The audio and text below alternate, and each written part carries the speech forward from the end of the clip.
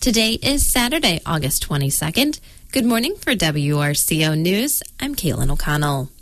The Wisconsin Department of Health Services is tracking an E. coli outbreak linked to alfalfa sprouts.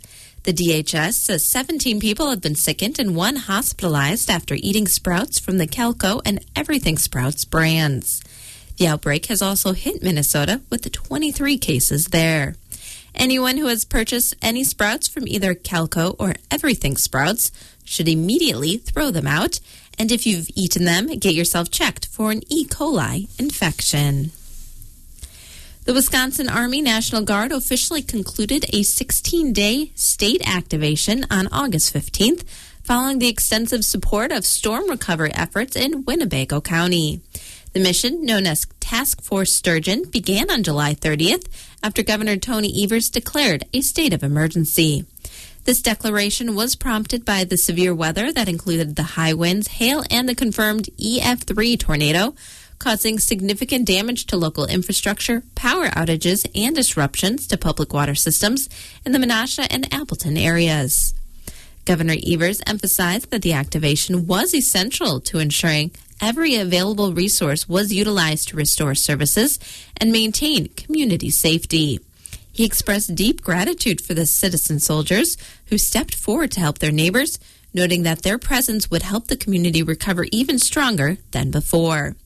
The initial request for assistance came from the Winnebago County Emergency Management Director, who identified a critical need for support in restoring essential services to the mostly severely impacted areas.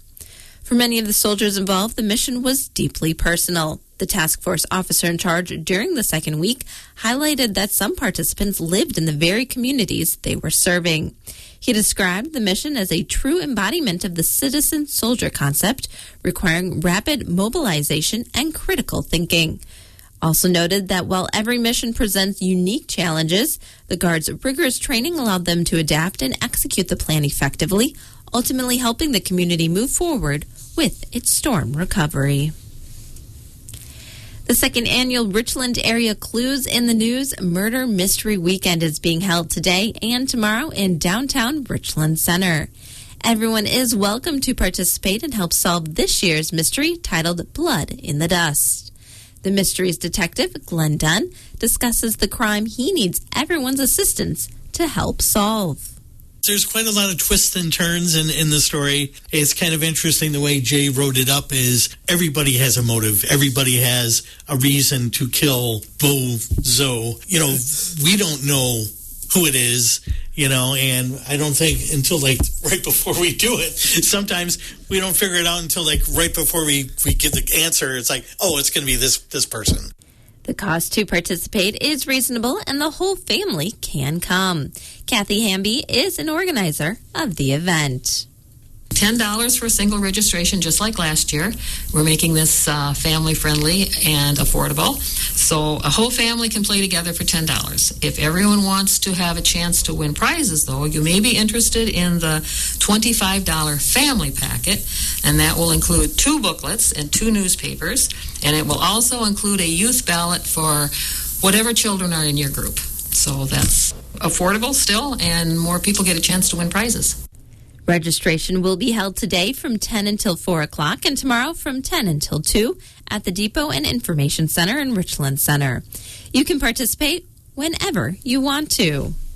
You can register either day and you can still participate for the entire weekend, or you can just come down for a couple of hours on one day and participate, get a chance to win, have some fun.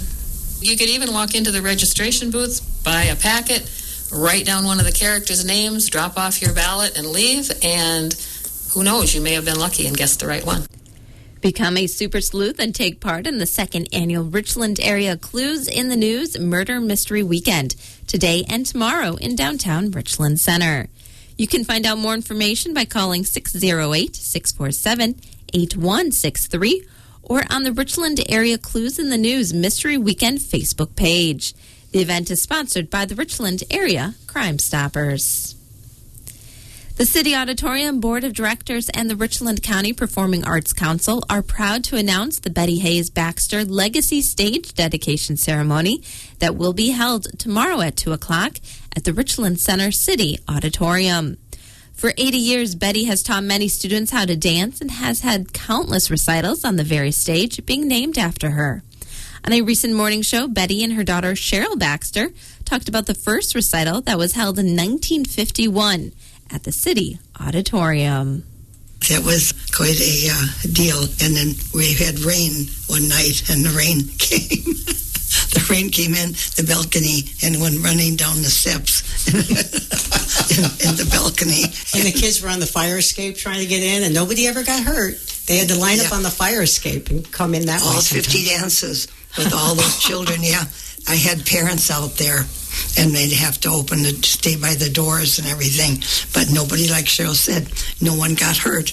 But they had to come up the fire escapes and go on the stage. When they were done dancing, they went the other side of the stage, went down the fire escapes to change costumes again. There was 2 dressing rooms upstairs, and the seniors got those. So they always waited to be a senior so they could be in the dressing room upstairs.